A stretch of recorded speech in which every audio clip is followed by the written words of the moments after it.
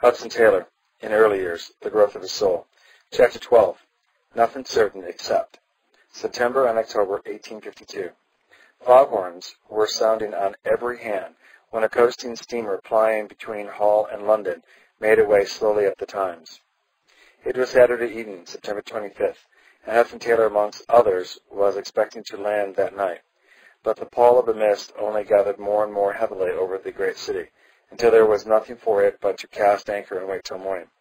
By noon it was possible to reach the Tower, and most of the passengers went ashore. A quiet Sunday followed for those who remained on board, of which Hudson Taylor was especially thankful in view of the new phase of his life opening before him. How new it was, and how great his need of the strength that comes from God alone, no one had any idea but himself. Not to his mother, nor even to the sister who spent the last days with him at Drainside, had he spoken of the decision taken before leaving Hull that now filled his mind as he paced the deck. His friends and parents knew that he was going up to London to support himself, if possible, while completing his medical studies. They knew that the Chinese Evangelization Society had offered financial help, and concluded that he had declined similar offers from home. He must be sufficiently provided for. And so he was, by nothing more and nothing less than all the promises of God. He had a little money in his pocket and a few pounds laid by towards an outfit for China. He had a promise also of help with his hospital fees and an invitation to be the guest for a few days or weeks of his bachelor uncle while looking for a situation. But beyond this there was nothing, humanly speaking, between him and want in the great city in which he was almost a stranger. Yet this caused him no anxiety as he faced the coming winter. For the future, near as well as distant, he had one all-sufficient confidence. If that could fail, it were better to make the discovery in London than far away in China. Deliberately and of his own free will, he had cut himself off from possible sources of supply, that he might make full proof, under difficult circumstances, of the promised care of God alone. It was God, the living God, he needed. A stronger faith to grasp his faithfulness, and more experience of the practicability of dealing with him directly about every need, comfort or discomfort in London, means or the lack of means, seemed to him a small matter compared with deeper knowledge of the one on whom everything depended. And now had come an unexpected opportunity for putting that knowledge to the test, and he was going forward strong in the assurance that the Lord, who had already responded so graciously to his little faith, would see and would provide. Of the way in which he had been led to this position just before leaving Drainside, the following is his account. By and by the time drew near when it was thought desirable that I should leave Hale to attend medical course of the London Hospital.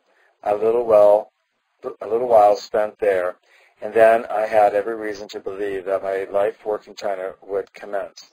But much as I had rejoiced at the willingness of God to hear and answer prayer, and to help his half-trusting, half-timid child, I felt that I could not go to China without having still further developed and tested my power to rest upon his faithfulness, and a marked opportunity for doing so was providentially afforded me. My dear father had offered to bear all the expenses of my stay in London. I knew, however, that owing to recent losses, it would mean a considerable sacrifice for him to undertake this just when it seemed necessary for me to go forward. I had recently become acquainted with the committee of the Chinese Evangelization Society, in connection with which I ultimately left for China, and especially with its secretary, my esteemed and much-loved friend, Mr. George Parsi, then of the Stock Exchange, but now and for many years himself a missionary. Not knowing of my father's proposition, the committee also kindly offered to bear my expenses while in London. When these proposals were first made to me, I was not quite clear as to what I ought to do, and in writing to my father and the secretaries, told them that I would take a few days to pray about the matter before deciding any course of action. I mentioned to my father that I had had this offer from the society, and told the secretaries also of his proffered aid. Subsequently, while waiting upon God in prayer for guidance, it became clear to my mind that I could without difficulty decline both offers. The secretaries of the society would not know that I had cast myself wholly on God for supplies, and my father would conclude that I had accepted the other offer. I therefore wrote declining both, and felt that without anyone having either care or anxiety on my account, I was simply in the hands of God, and that He who knew my heart, if He wished to encourage me to go to China, would bless my efforts to depend upon Him alone at home. Enough that God my Father knows, nothing this faith can dim. He gives the very best to those who leave the choice with Him. And so, Hudson Taylor was to find it, although his London experiences were not to be unmixed with trial. It was with a brave heart, therefore, that he presented himself at Mr. Raphael's boarding house near Soho Square early on Monday morning. Here lived his uncle, Benjamin Hudson, and a cousin from Barton-on-Humber, who was apprentice to Mr. Ruffles, a builder and decorator by trade. The uncle, a bright, genteel man, was not only a skillful porter-painter, he was something of a poet also, and a clever raccoony with a remarkable memory for good stories. He was decidedly popular in the boarding house and among a large circle of acquaintances, including more than one medical man, to whom he was willing to introduce his nephew with a view to an apprenticeship. The cousin, too, was friendly, offering to share his room with his newcomer, and so lessened expenses if he decided to remain in Soho. This arrangement Hudson gladly availed himself of, for it was a comfort to belong to someone, and Tom seemed almost like a breath of home. 3 long flights of stairs led to this attic chamber, for part of which he had to pay as much as for the little room at Mrs. Finch's, that now seemed so quiet and homelike by contrast. But it was a footing in London, a shelter in the big, busy city that he might call his own. What a drop in the ocean he felt amidst the tides of life now surging around him. All was so new and strange. He was in everything but a religious circle, surrounded by people who moved in a world of which he knew next to nothing. Business, politics, and pleasure-seeking absorbed their attention, and his uncle and cousin did their best to draw him into the same sort of life. They had quite approved his coming to London to study medicine, and were ready in their own way to give him a helping hand. But his point of view annoyed while it perplexed them. Talk about trusting God, his cousin would exclaim. One must trust one's own exertions, too, which meant do as everybody else does and lose no time about it. Then his unwillingness to bind himself by an ordinary apprenticeship on account of a call to missionary work in China was something they could not understand, especially when it seemed that the society to which he was looking was more than indifferent about the matter. And this to Hudson Taylor was the most painful surprise of all. From his own relatives he had not expected sympathy in these things.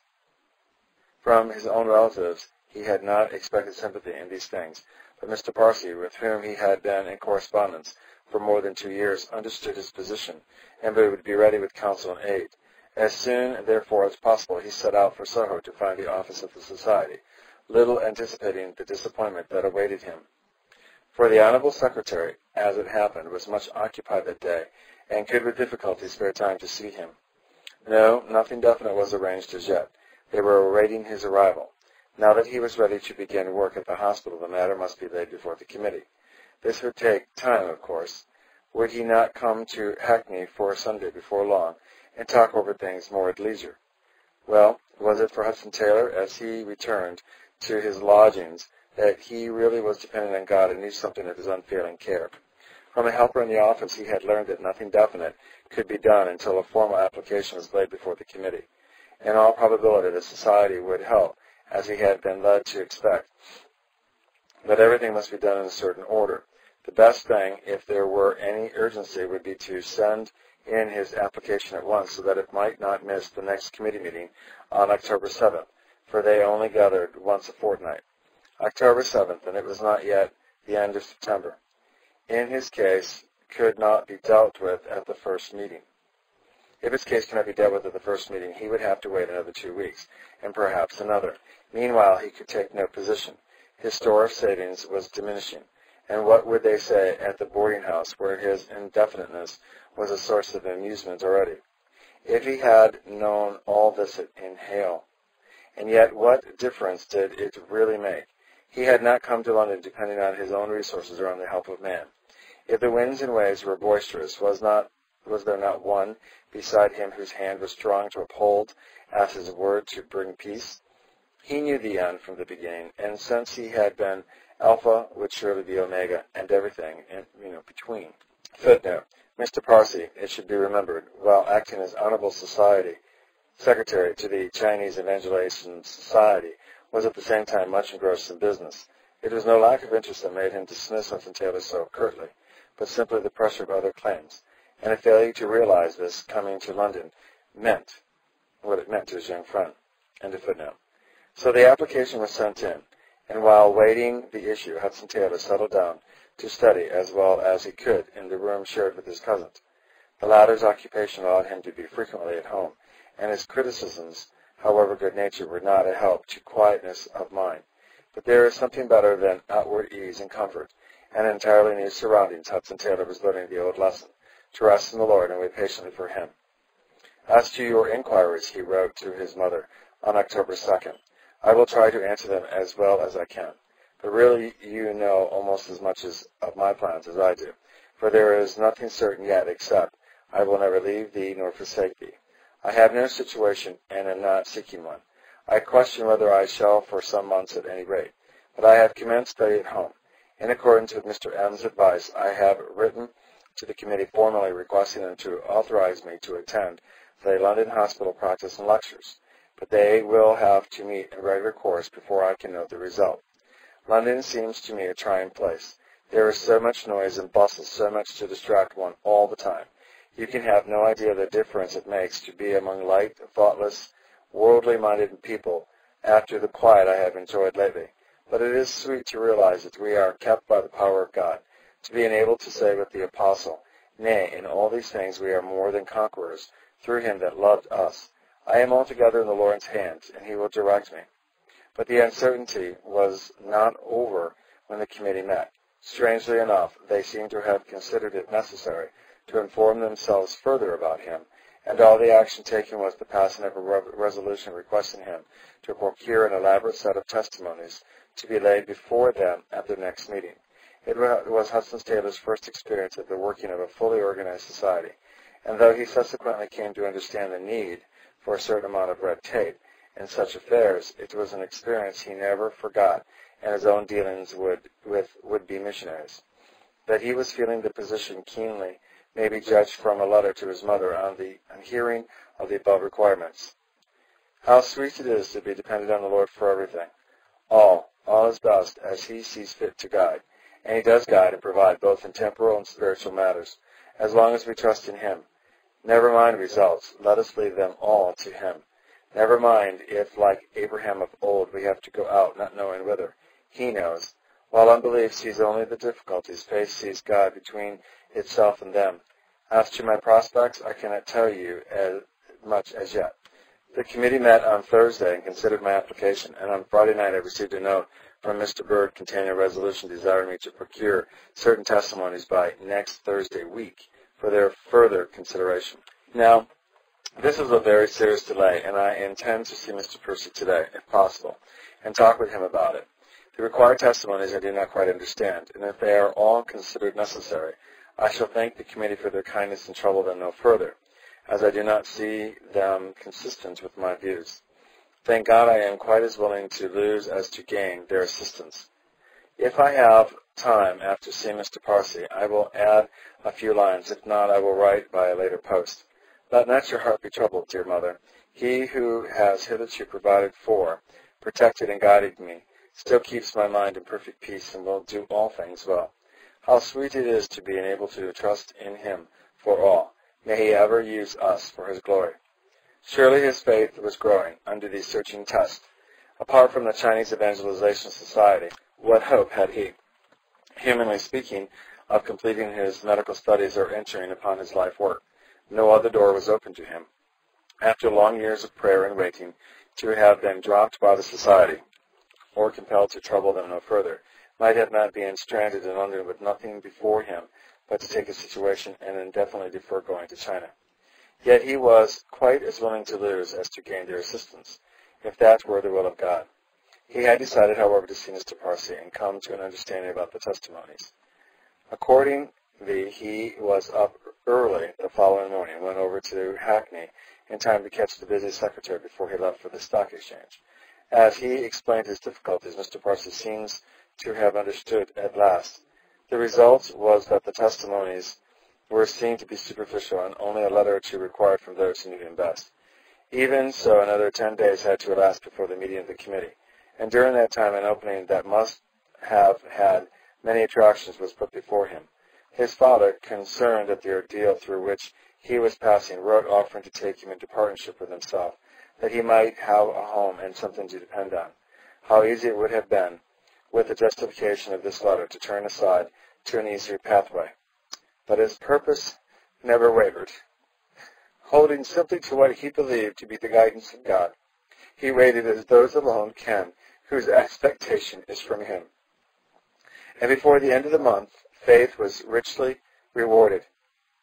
I am happy to say that things seem to be assuming a more settled appearance, he wrote on October 24th, and I expect all being well to commence work at the hospital tomorrow. Please thank Father for his generous offer. But those whose trust is in the Lord always have something to depend on. This was not the only answer to his prayers, however, that filled his heart with thanksgiving. Studying as well as he could in that little attic chamber, he was unconscious that the one who shared it with him was being drawn, in spite of himself, to the only source of abiding joy and peace. Yet so it was. Tom Hudson, keenly watching his cousin's experiences, found himself face to face with conclusions he could neither escape nor gainsay. Nothing else, perhaps, would ever have made him feel his own distance from God and need of something more real and satisfying than he had ever possessed. But this did. And before the close of the year, Hudson had the joy of seeing him brought to like precious faith in Christ and openly taking his stand in the boarding house as a Christian.